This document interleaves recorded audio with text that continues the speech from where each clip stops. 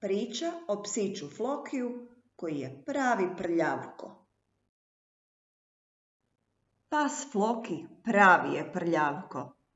Najviše voli ići u duge šetnje, pronaći blato i uvaljati se u njega. Tako je bilo i danas. Čim ga je vidio, Ivan je odmah znao što treba uraditi. Uzeo je kadu i šampon.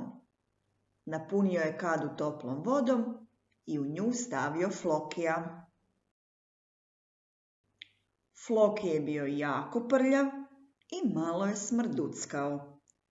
Ivan je odlučio jako dobro ga istrljati šamponom.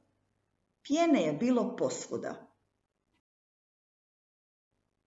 Nakon što ga je isprao i osušio, Floki je sada ponovno bio jedan lijepi, mirišljavi pas.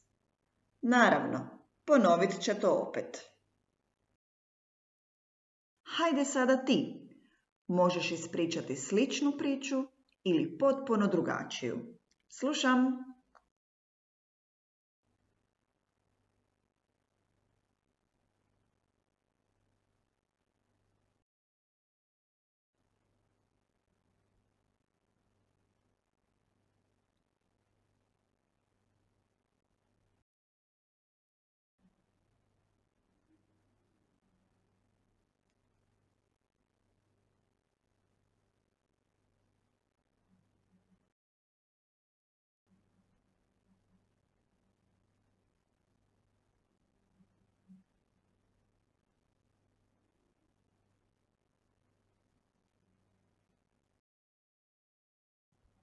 Bravo!